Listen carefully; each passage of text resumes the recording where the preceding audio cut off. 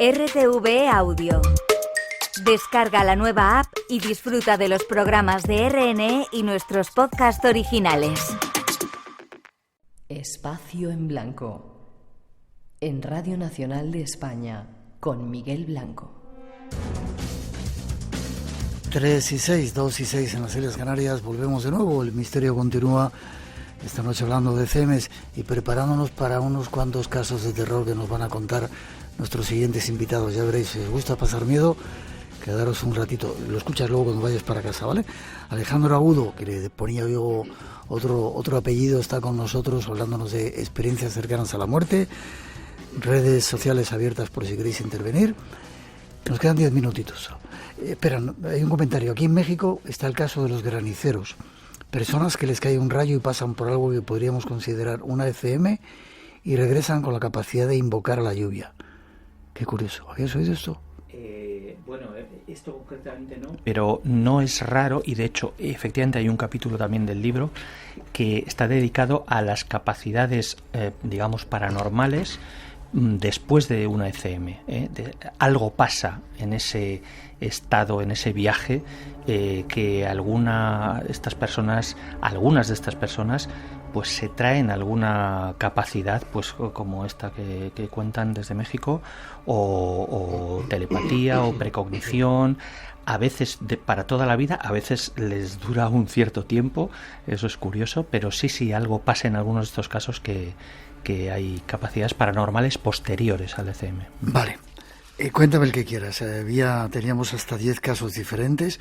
Pues mira, te voy a contar uno también que está en el canal, lo tengo ahí en vídeo, del doctor Tom Aufderheide, que además lo cuenta él mismo, que tuvo además lo cuenta con mucho humor el hombre.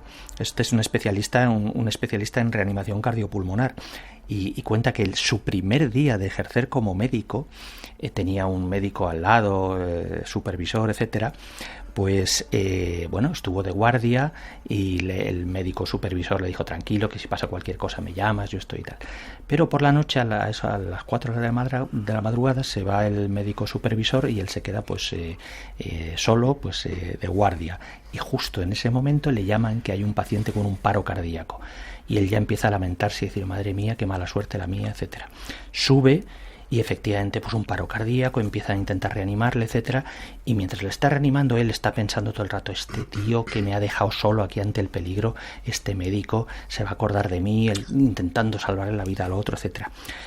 Pues consigue recuperarle, pero a los 5 minutos tiene otro paro cardíaco y es una patología que cada 5 minutos tienen que desfibrilarle y recupera el pulso. Y entonces se tira así este hombre hasta la 1 del mediodía del día siguiente. Toda la noche desfibrilándole cada 5 minutos, ¿no? Ya llegan los otros, etcétera. Llega la mujer de este hombre en una de las pausas de las desfibrilaciones, pues sale al pasillo, habla con su mujer, dice que la cosa pinta muy mal, se lo pone muy negro, etcétera. Llega la hora de la comida, este hombre no había desayunado, no había comido, no había nada, y el hombre le estaba desfibrilando llega un momento que se estabiliza, efectivamente, no hace falta desfibrilarle cada 5 minutos. Y entonces ya pues llega la comida de este hombre, no se le va a comer, y entonces el Tom Aufderheide, que yo me comí su comida porque estaba muerto de hambre, y se come la comida del paciente, que llegaba para él, ¿no? Bueno, total, que después de todo aquello el hombre se estabiliza y ya pasados unos días pues recupera la conciencia, empieza a mejorar, etcétera. Y un buen día, pues hablando, pasando consulta, pues le dice el paciente: por favor, usted entre, siéntese ahí y cierre la puerta. Lo cuenta de maravilla en el vídeo. Y dice: bueno, ¿qué le pasa? Un jovencito, nada. Y dice: a ver, primero le quiero agradecer que sea usted mi médico, porque aquí nadie me hace caso y nada más que he visto que usted es el único que me hace caso y le doy las gracias. Pero le tengo que decir que estoy muy enfadado con usted porque el día que estuve yo muriéndome, estaba usted pensando y más preocupado y dándose lástima a usted a sí mismo y pensando que le habían dejado solo su médico supervisor. Es decir, que se comunicó veía los pensamientos. Leyó los pensamientos de esta persona durante la ECM, durante el paro cardíaco.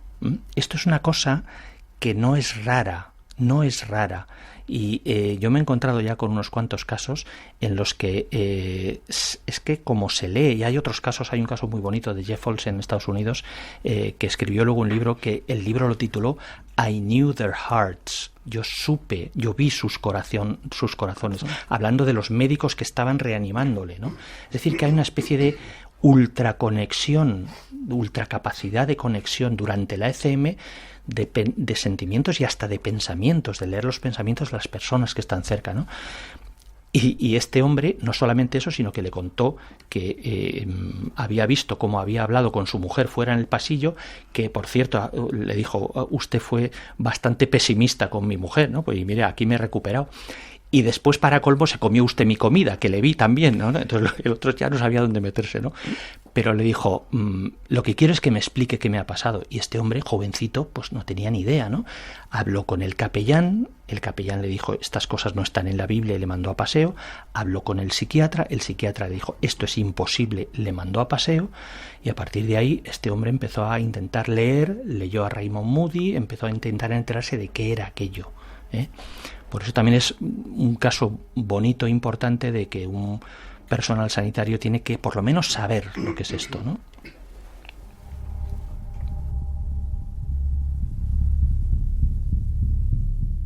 Y uno más, Alejandro, que quiero que nos cuentes.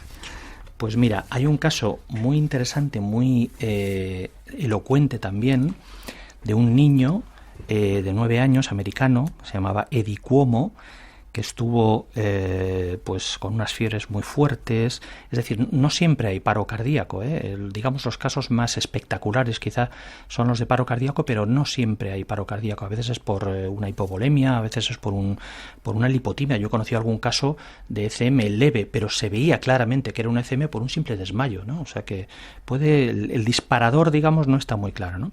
Pues este niño tuvo una fiebre muy alta, duró unas 36 horas, estaba hospitalizado.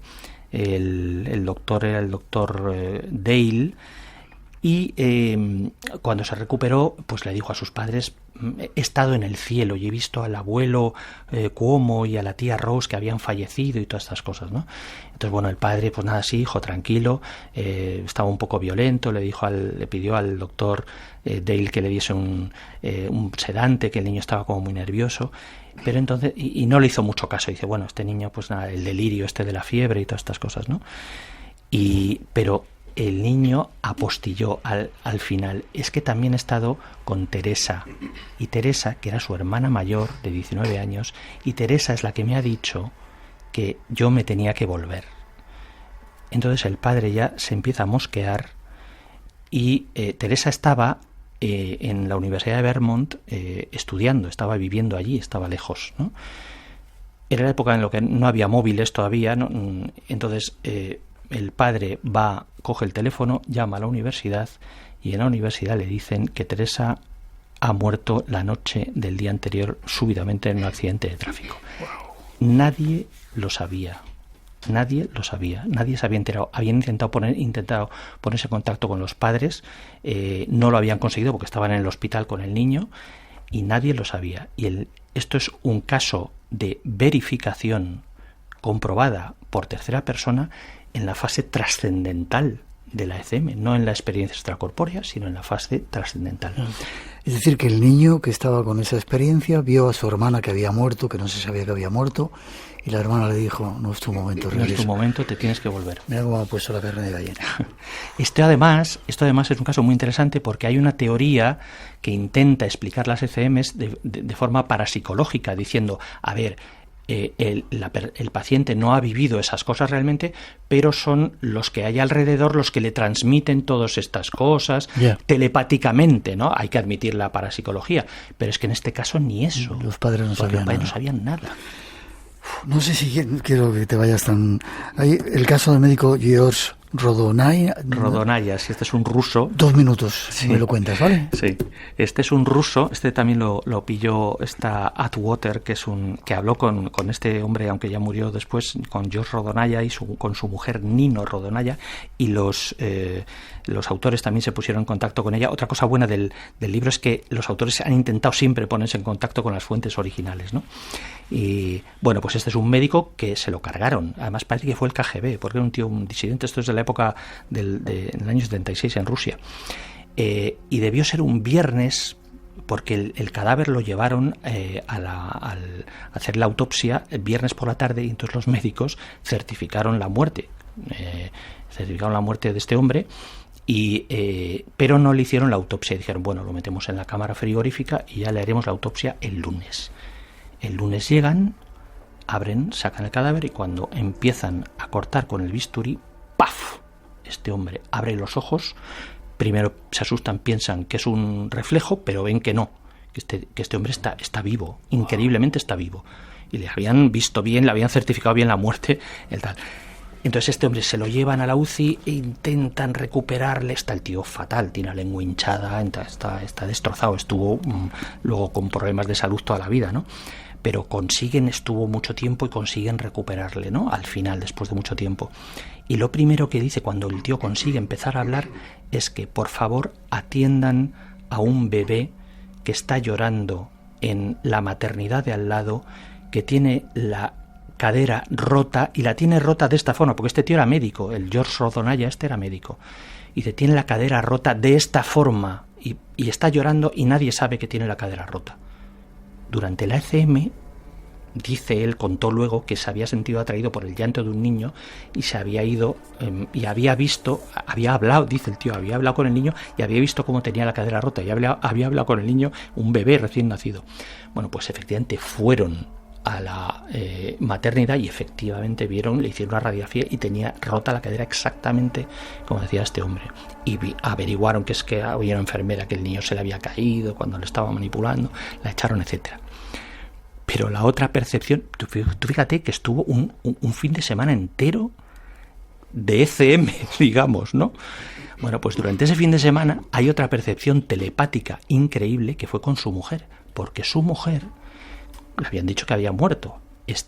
Mientras estaba buscando una tumba para su marido, estaba la mujer haciendo, Nino Rodonaya, que lo ha reconocido ella, haciendo una lista de posibles futuros maridos con sus pros y sus contras, o sea, un Excel en la cabeza.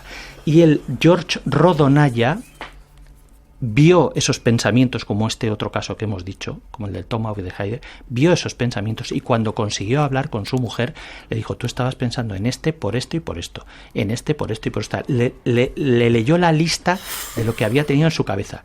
La mujer lo ha admitido, habló esta mujer, PMH Atwater, habló con ella y lo admitió, y dice que se agarró un cabreo brutal, porque dice, esto es una intromisión en mi intimidad absoluta. Estuvo un año sin querer nada que ver con su marido, y al final ya se reconciliaron. Curioso.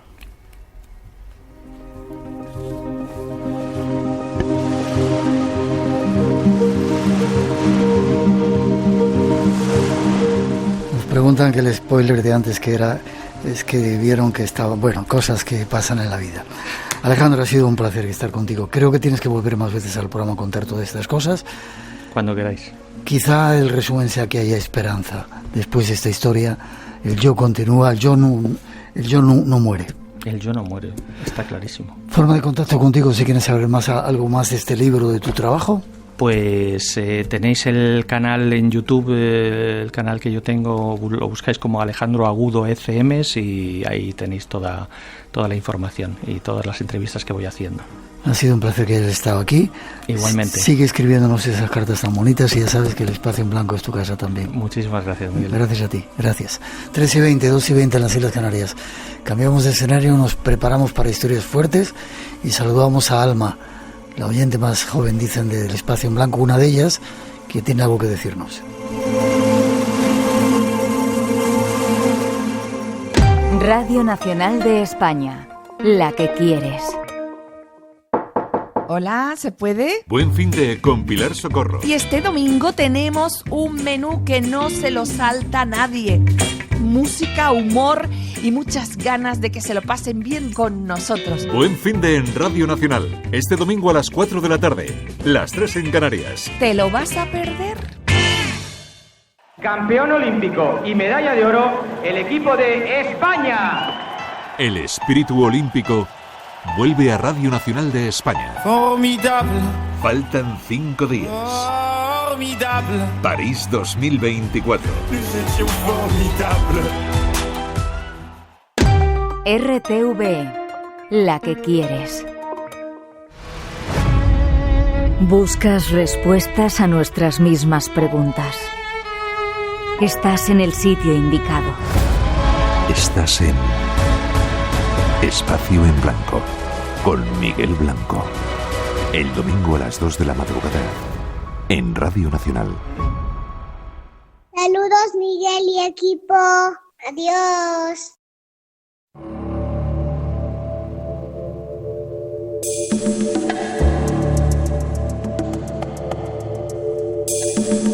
Tres y 21, 2 y 21 en las Islas Canarias. Esa era Alma que nos mandaba ese saludito. Saludos también para ti, y qué bien que haya gente tan jovencita que está escuchando el Espacio en Blanco. Y ahora cambiamos el escenario y saludamos a otro personaje, miembro de la familia, Pedro J. Fernández. Buenas noches. Encantadísimo. ¿Cómo estás, Perico? Pues estoy, pletórico, como siempre, de estar aquí en la casa de la radio y en tu programa, por supuesto. Déjame que cuente una cosa. Este señor se ha cogido un tren hoy desde Cieza. ¿Cieza? Sí, señor. Solamente para venir a vernos, acompañado también de otro amigo. Solamente para estar en el Espacio en Blanco. No, solamente. No te perdono que no hayas traído melocotones. Bueno, si es que ya sabes que el viaje los puede echar a perder. Hemos vivido montones de aventuras juntos. ¿Cuánto tiempo hace que nos conocemos? Pues si no mal recuerdo, 23 o 24 años ya. Con él hemos estado en lugares increíbles y este señor luego nos viene a contar otra historia que yo no conocía porque ha sido militar profesional y es para lo que ha venido. Pero yo te he visto en montones de aventuras de miedo y un día te vi acongojado, como nunca, diciendo, ay, Dios mío, porque no sé qué entraba en ese lugar donde estábamos. Aquello se te quedó marcado a ti. Sí, porque... Siempre me lo recuerdas. Te vi con una cara de... Es que es verdad. De acongoje, por no decir otra cosa peor.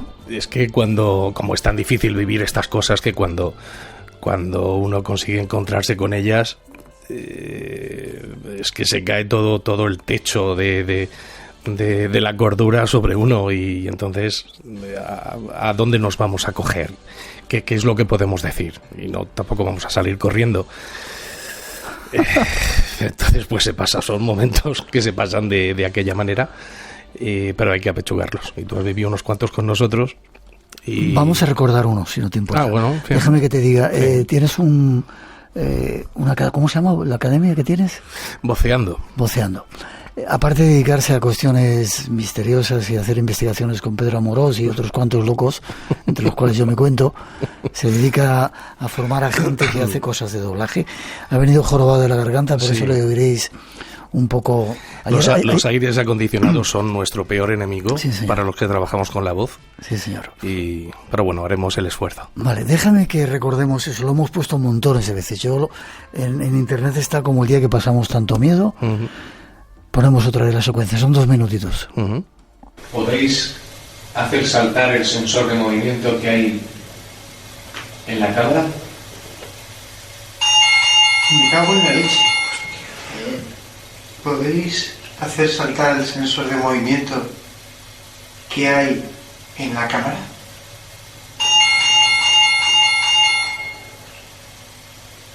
Muy bien, entendemos que queréis la comunicación. Necesitamos algo más. Confirmarnos vuestra presencia, volver a hacer saltar el sensor de movimiento. Se ha disparado un frame. Adelante. ¿Eres un niño? La vela. Sí. Sí. Hostias. Se abrió. Se abrió instantáneamente. ¿Eres un niño pequeño? Mira. ¿Puedes parar la llama? Yo cada vez que recuerdo esto y cada vez que suenan esos sensores se me pone la carne de gallina. Ocurría en la Casa de las Caras, teníamos todo controlado, sensores por todos los lados, y de repente tú empiezas a hablar con aquello que había aparecido allí que nos acongojó a todos. Que no sabíamos lo que era, evidentemente, pero que, como se puede escuchar, pues estaba interactuando con nosotros y tomó cartas en el asunto. De ahí hemos sacado a mucha gente de la casa, Miguel.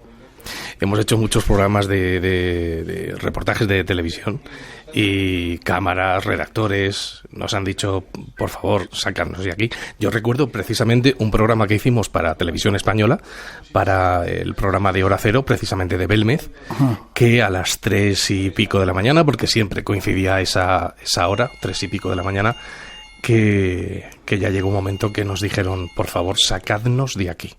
O sea, sacarnos de aquí era recorrer un pasillo de 3 o 4 metros para salir por la puerta, porque es que no se atrevían a desplazarse solos de lo que estaban viviendo, ¿no? La mayoría es que muchas veces llegaban pues un poco incrédulos ante la situación, que es normal, ¿no? Pero cuando estabas allí y veían que no había trampa ni cartón y que ellos mismos estaban viendo todo lo que estaba sucediendo, pues al final, caramba, pues se asustaron. Sí, esos sonidos que ponían los pelos de punta. Has estado en muchos lugares viviendo cosas de misterio. En el cuartel lo vas a contar después. Bien. ¿En algún otro que te haya acongojado, como ese día que yo te vi, Dios mío, dijiste o algo así, por no decirme cago en todo? He vivido algunas situaciones, sí, yo creo que ha sido, en esa casa es donde más cosas he pasado, sobre todo objetivas, ¿no? Porque no solo han ocupado espacio y tiempo para mí, sino para la gente que había al lado mío, con lo cual pues no era una cuestión de que yo pudiera, en un momento determinado, mi cabeza me pudiera estar jugando una mala pasada. Y sobre todo lo más importante es que para mí, que siempre mis compañeros lo han sabido, para mí es fundamental la prueba física. Yo soy un hombre que necesita una prueba física, que quede una huella, para poder trabajar con ella después y decir, pues caray, lo que he vivido no es fruto de la imaginación, ¿no? y de la ilusión, sino que ha pasado, está grabado, está capturado, y los aparatos no objetivan al 100%, no son subjetivos. Y cuando conseguíamos estos resultados, pues evidentemente sabíamos que, sin llegar al que estaba produciendo aquello, pero sí que sabíamos que, sea lo que fuere, pues era inteligente y que se comportaba así con los equipos. Eso quiere decir que, hemos estado hablando de vida después de la vida, de las ECM, no sé, que hay espíritus que, en el caso de la Casa de las Caras, que María o quien fuera, en esa casa se estaban manifestando aquel día.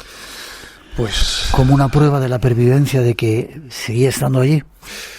Es que no sabemos, es muy difícil. Yo siempre he dicho que para demostrar la vida después de la muerte hay que morir y regresar para contarlo, ¿no? Quizás estas experiencias cercanas a la muerte nos ayudan un poco más a explicar si realmente hay algo más allá cuando atravesamos ese umbral, ¿no? Yo sí es cierto que en estos lugares pues he pasado algunas penas, pero sí con la satisfacción sobre todo de poderlo haberlo vivido y contarlo. Pero no sabemos qué hay detrás, y ojalá, yo quiero pensar, yo aquí sí que hablo de fe, de que creo que hay algo más allá y que seguramente se puede estar manifestando. Pero también es cierto que, y fíjate qué locura, ¿no? Cuando yo perdí a mis padres, les busqué. Sí. Durante mucho tiempo. ¿Y no los encontraste? No. ¿Ni siquiera en sueños? No. Probé muchas de las técnicas que hemos utilizado en las investigaciones. Hablamos de Ouija, hablamos de psicofonía, hablamos de escritura automática. Intenté, hasta que entendí que tenía que dejarlo pasar, porque era un capítulo de la propia vida que había que dejar que marchara a su sitio y aceptarlo todo. Pero claro, cuando yo hice todas estas búsquedas es porque de alguna forma estaba convencido de que si podía haber encontrado pruebas de este tipo en otras personas, ¿por qué no poderlas encontrar en mí y en mi familia, ¿no? Pero no lo conseguí.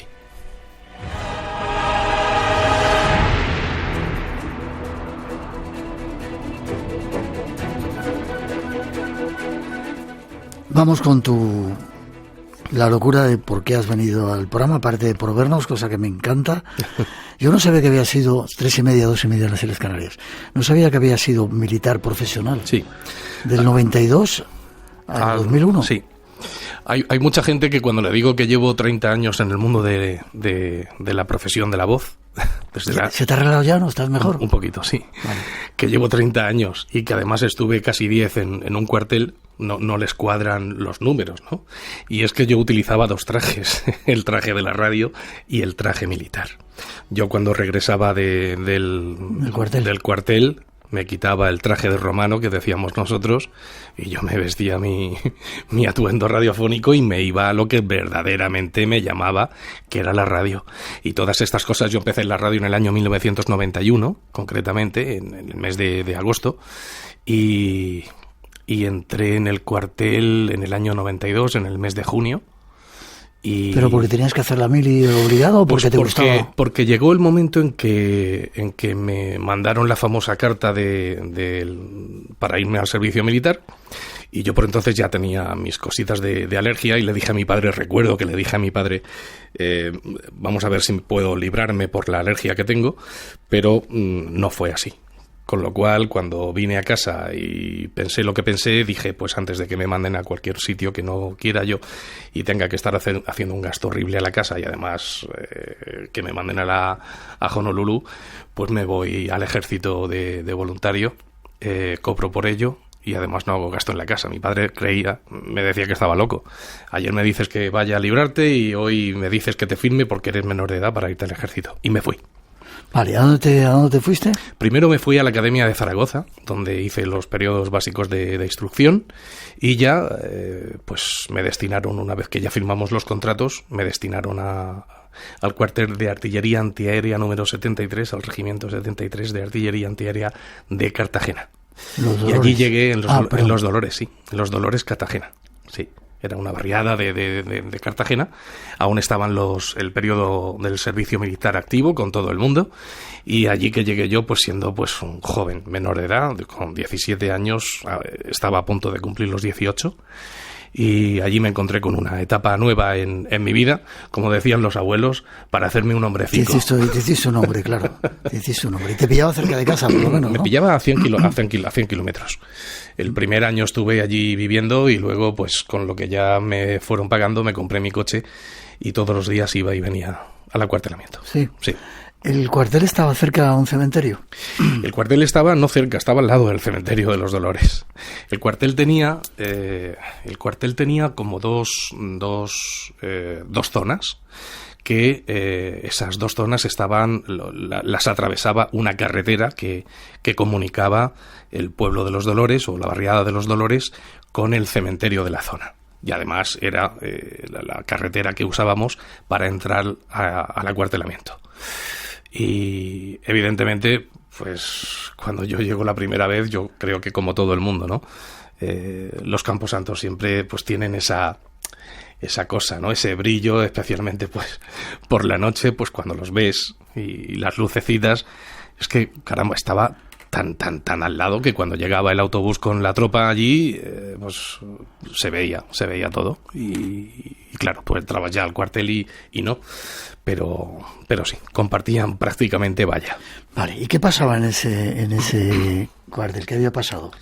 Cuando mira, los cuarteles siempre han tenido historias que contar, porque la gente ha vivido tantas historias y los reemplazos han sido unos con otros y se han creado historias, se han hecho invenciones, se han hecho fábulas, fantasías, pero también ha corrido pues las historias de unos a otros de acontecimientos un poco más desagradables y que sí que han tenido una veracidad en los hechos. Hablamos, por ejemplo, yo cuando llegué pues escuchaba las típicas historias de los soldaditos que decían que si allí se aparecía no sé quién o el no sé cuántos y tal, pero las historias que más me sobrecogieron a mí eran las relacionadas con muertes trágicas en el acuartelamiento, como la que se produjo antes de que yo fuera allí al cuartel, pues un chico que pasando lo que era la pista americana, que es una pista de pruebas físicas,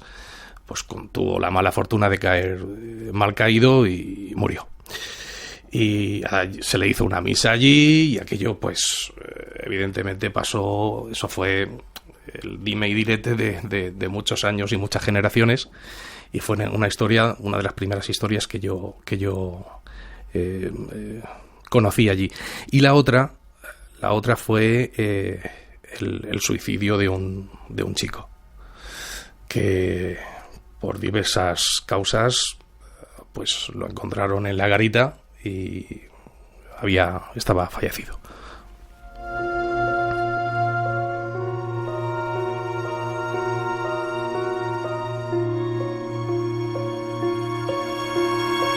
La garita del Polvorín era la más temida por su cercanía al cementerio. Tengo aquí.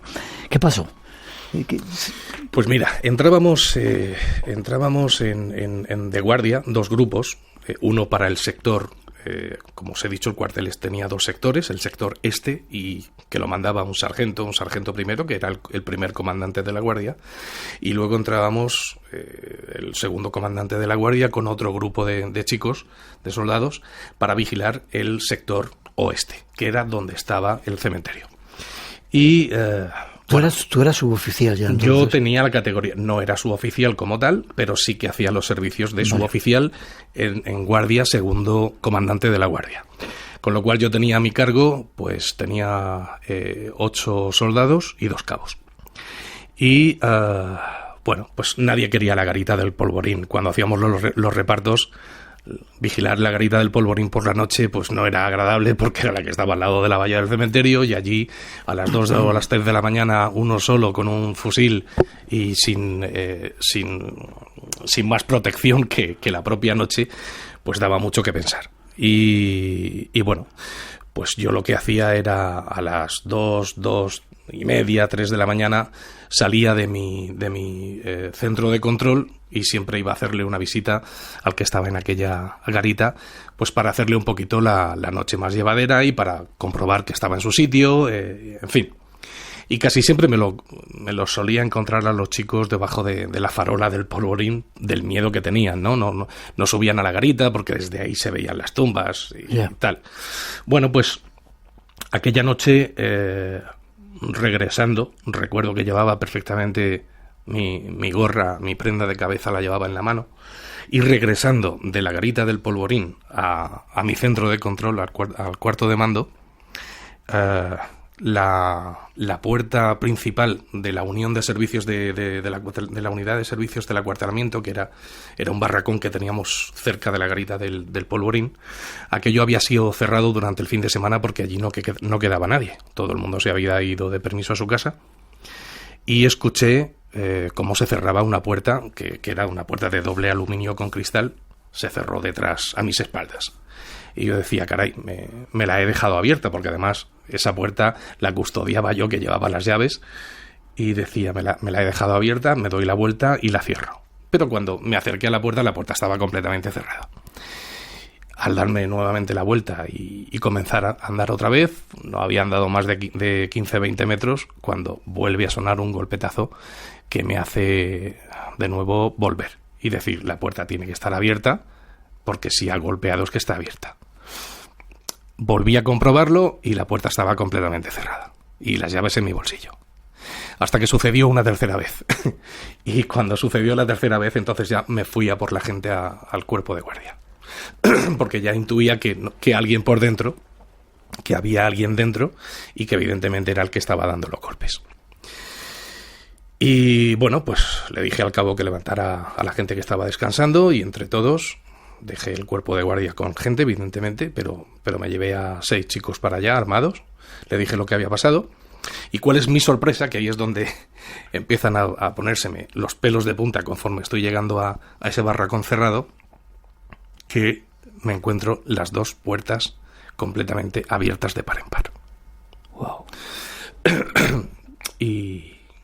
Y bueno. Toma un poquito de agua si quieres.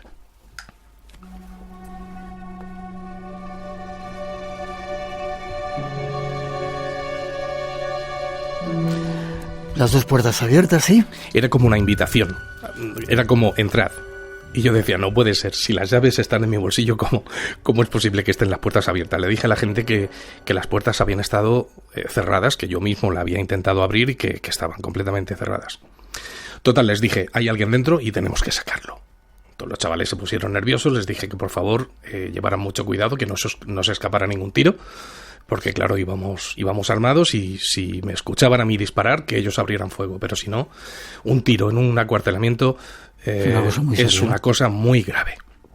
Total, que entramos aquello tenía 2 plantas, una capilla donde se hacían las misas en determinado momento, y en la segunda planta había un aula de teóricas con unas sillas y unas mesas y un ventanuco pequeñito para que entrara un poquito de aire y de luz.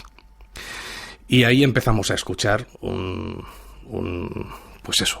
crujido enorme de mesas y sillas, como si hubiera mucha gente moviéndolas, y entonces pues me llevé a la gente arriba a intentar sacar a lo que fuera que hubiera allí, y nos colocamos en el pasillo.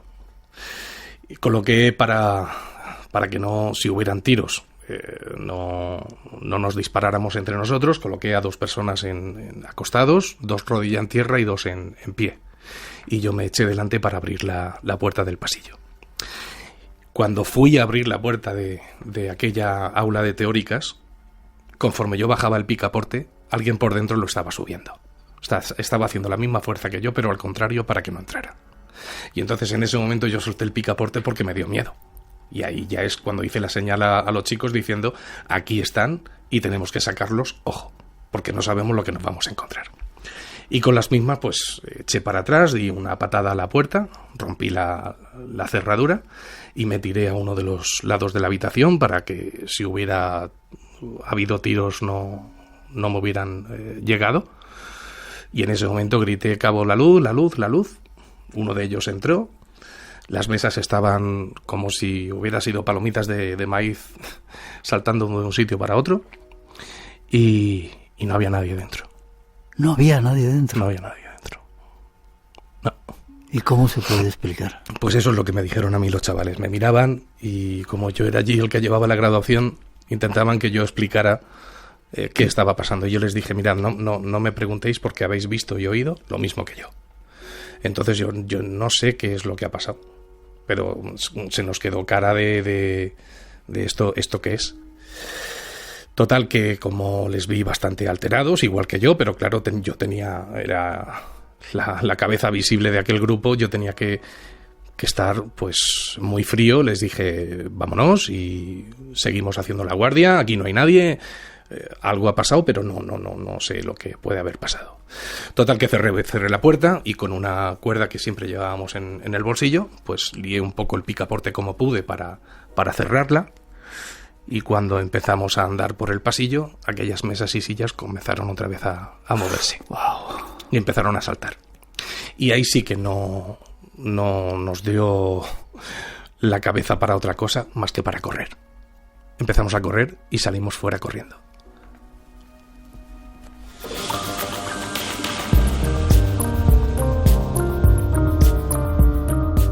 Y has venido para contárnoslo. ¿Todavía te emocionas?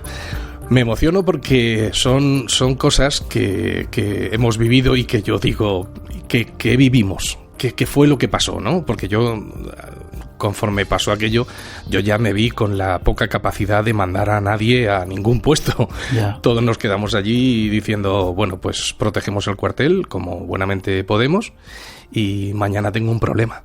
Mañana yo tengo un problema porque tengo que dar un parte. Claro. Tengo que dar un parte. Cogí al primer comandante de la guardia, le dije lo que había pasado y me dijo: Pedro, se te ha ido la cabeza. Y le dije: vente conmigo, que veas en qué situación está el aula, que veas la patada en la puerta. Yo quería que vieran los desperfectos, cómo estaba el aula, y aquí es donde vino lo curioso.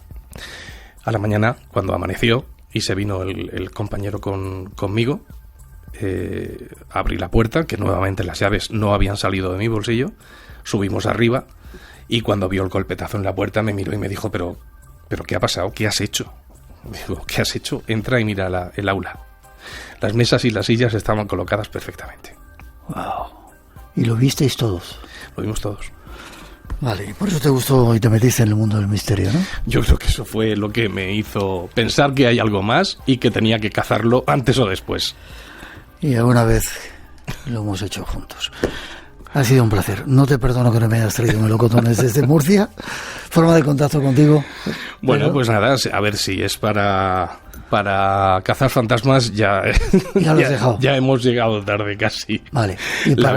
La vida laboral me lleva de cabeza y afortunadamente pues estoy contento y feliz con la escuela que monté hace 5 años y que se llama Voceando, con Z de voz, que llevamos a mucha gente a enseñarlas a locutar y a hacer doblaje publicitario y cinematográfico. Y bueno, pues si quieren contactarme a través de ahí, pueden hacerlo a través de info@voceando.com o entrando directamente a esa página web.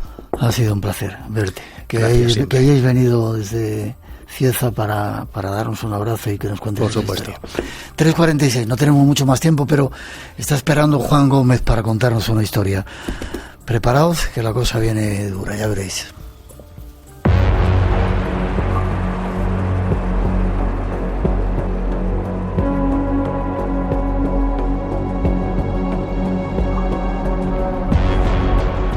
Tiempo de misterios con nuestro compañero Juan Gómez, que creo que esta noche viene muy cañero.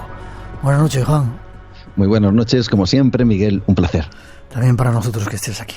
Creo que traes un caso de esos que dan miedo.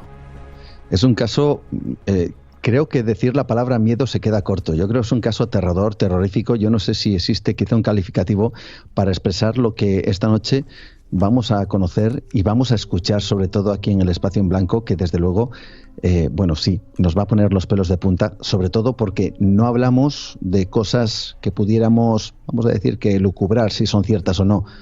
Es algo absolutamente cierto lo que esta noche vamos a conocer. ¿Cómo me gusta eso? Ocurre, creo que en México, ¿no? Así es, le ocurre a un joven guarda de seguridad que tiene esta conexión con un lado oscuro. El lado oscuro que proporciona quizá ese, ya sé que esta palabra es muy recurrente, pero es así, el mal llamado juego de la Ouija. Este hombre la consigue a través de un mercadillo de la zona y se la lleva a su casa. Y él empieza a jugar con esta Ouija, empieza a contactar con algo que no sabe muy bien, incluso llega a obsesionarse. Ya sabemos que en este tipo de casos la obsesión es realmente letal, incluso he vivido casos tremendos y este es uno de ellos. Todo lo que este hombre fue haciendo, que se llama Elías Samael Domínguez, fue documentándolo a través de diferentes vídeos. Y él fue explicando lo que iba sintiendo en cada una de esas, vamos a decir que sesiones solitarias con la Ouija.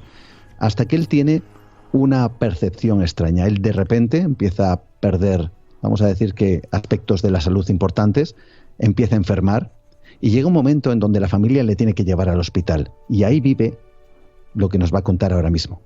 Vale, déjame antes de que lo cuente, esto es un aviso, de nuevo, una precaución, un aviso que lanzamos como precaución de ese llamado mal juego de la Ouija. Mucha gente se empieza a meter, sobre todo adolescentes, y causa cantidad de problemas. Y añado, he visto algunos de los vídeos que me has enviado de este colega. ¡Wow! La cara que tenía. Y ahí comienza la historia. Ahí está el primer testimonio, lo escuchamos. Cuando yo salí de mi cuerpo me dolió mucho los huesos. Un frío muy, no sé cómo explicarlo, un frío muy fuerte en los huesos. Era tanto el dolor que yo me acuerdo que me apresuré a salir más rápido para no sentir dolor. Y en cuanto me salí, puse los pies en la tierra, regresé a ver hacia donde estaba mi familia y vi que ellos estaban llorando. Y vi mi cuerpo ahí y yo quise moverme, pero no podía moverme. Entonces regresé a ver hacia donde estaba la puerta de la casa de mi abuela. Y iba entrando un diablo, amigos, se lo juro, por Dios. Hoy hemos hablado en la primera parte del programa de FM, esas experiencias, sobre todo las cuestiones ya científicas que están aseverando que eso puede ocurrir, pero wow, un diablo, lo juraba por Dios este colega. Así es, fíjate que siempre que se habla de estas experiencias cercanas a la muerte, hemos tratado algún caso en esta sección, siempre generalmente han sido bastante benévolas, si no incluso luminosas. Sin embargo, él vivió una experiencia de las que se denominan ECMs aterradoras, por lo siguiente que vio, por ese diablo y por lo que nos va a contar. Fue tanto mi miedo que yo me quise meter en medio de mi familia que yo veía allí, pero me atrapó antes de meterme allí en medio. Y cuando él me atrapó, me llevaba a una oscuridad que cada vez que me metía yo iba perdiendo la conciencia. Me acuerdo que era tanta mi desesperación que yo me movía para todas partes para soltarme de él. Y lo único que encontré fue morderlo con todas mis fuerzas. Y yo inmediatamente, desesperado, corrí. Me acuerdo que conforme iba corriendo yo iba viendo una luz que se iba haciendo grande. Cuando yo me volví a mi cuerpo estaba tan feliz que de la nada me dio hambre y me fui recuperando. Hay un sonido que suena por detrás que no sé si es un perro o no sé qué será. Pero bueno, cosas mías. A través de la Ouija dice, o él cree que ha sido poseído por el maligno y comienzan las posesiones. Así es, comienzan las posesiones. Él, a través de esta experiencia cercana a la muerte con ese diablo que parece que le quiere atrapar, incluso escuchábamos pues todo este recorrido tan tenebroso que hacía, comienza a sentir que efectivamente hay algo que se adentra en su cuerpo y le posee. Lo que vamos a escuchar ahora mismo es una de esas posesiones. Él está, para que nos situemos, delante de su cámara, de su móvil. Él está explicando un poquito cómo son esas sensaciones y de repente ocurre lo imposible. Vamos a escucharle. Sus manos se le van sumiendo hacia tu cuerpo, ¿sí? Al grado de que cuando ya estás muy débil, su fuerza, usan ellos toda esa fuerza vital que te quitaron y te prensan y te aplazan. Así, ¿me entiendes? Y es entonces cuando la persona cae enferma, grave, y incluso la llevan hasta la muerte, ¿sí?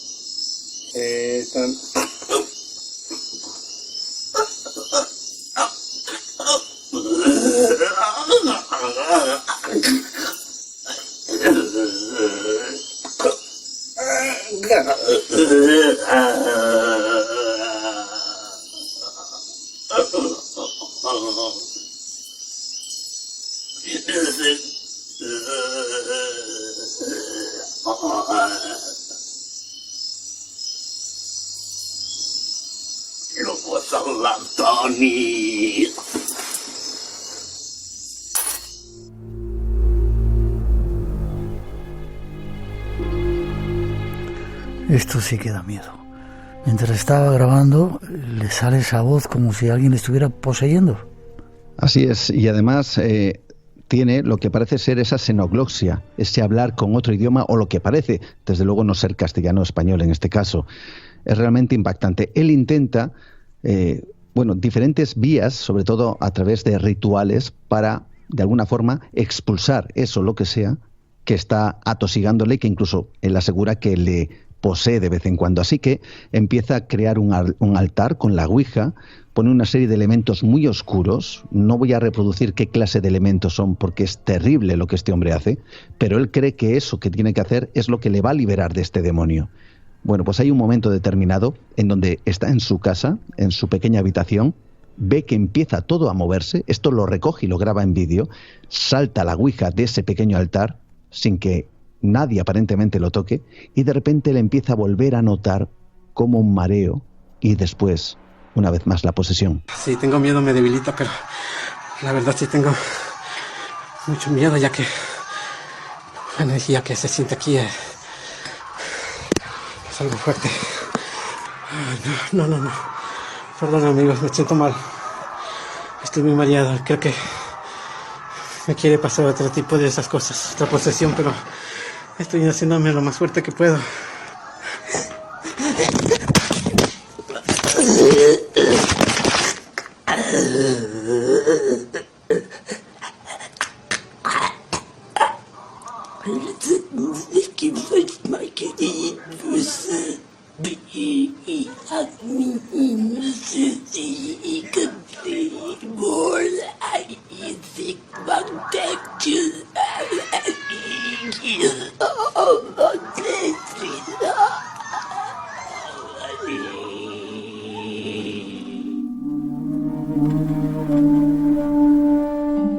Toma ya.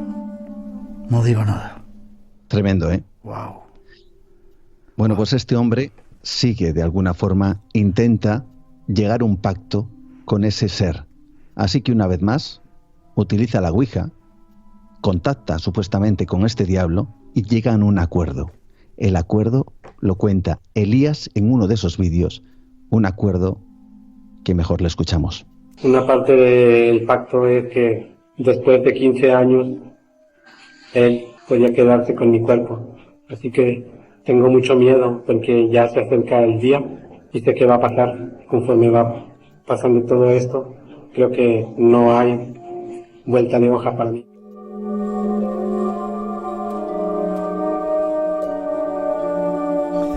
...15 años y se llevaba su cuerpo. Así es. Lo curioso es que Elías Samael lo grabara todo, ¿verdad?, en vídeo, y que, bueno, puede pensarse que estaba con cualquier tipo de problemas psiquiátrico, ¿no?, pero que lo hubiera dejado ir reflejado en todos esos vídeos, que yo no recomiendo que se vean en las redes porque son muy duros, ya lo está contando Juan. Pero ¿qué ocurrió finalmente? ¿Entregó su cuerpo a los 15 años o se sabe algo de él? Una de las cosas que podríamos pensar es esto, ¿no? Quizá estaba relatando todo esto para las redes sociales, aunque tenemos que pensar que esto comienza hace 15 años y que quizá de alguna manera pues quería darse, no sé si esa repercusión mediática que, como sabemos, tienen también las redes sociales. Pero el caso es que este hombre, cuando termina Elías Samael ese periodo, se va a un bosque, supuestamente para hacer un último ritual. Bueno, pues semanas más tarde, alguien va caminando por ese bosque y encuentra a Elías Samael Domínguez muerto en medio de ese lugar. Desde entonces, el misterio está sobre qué había detrás de todos estos vídeos. ¿Qué había detrás? ¿Un ser maligno? ¿Una obsesión? ¿Un problema psiquiátrico?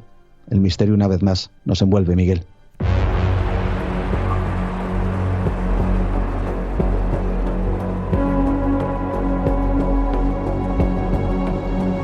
Sin comentarios. A veces ocurren cosas extrañas y tremendas, y sobre todo precaución con ese extraño juego, algo que llaman juego de la Ouija, o con conectar con esos otros mundos que a veces pueden traer problemas.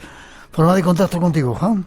Pues rápidamente a través de mi perfil en Facebook, Juan Gómez Ruiz, me pueden enviar un mensaje, o también a través del email del programa, juangomez_gmail.com. Pues como siempre, muchas gracias, y preparándonos para la próxima temporada y la cantidad de cosas nuevas que van a llegar, que iremos contando, ¿vale? Un montón de cosas y sorpresas, sí señor Miguel. Fuerte abrazo. También para ti, hasta prontito.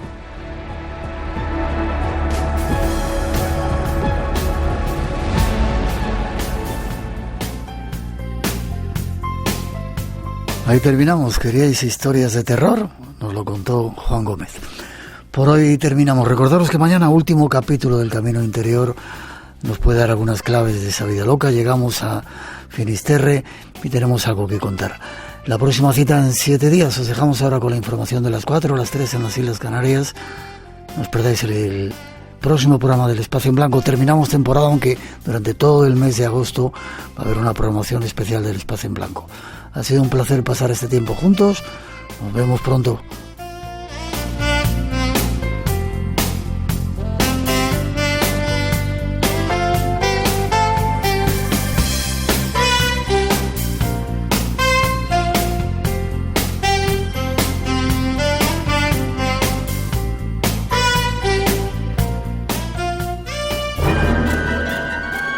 Por hoy terminamos.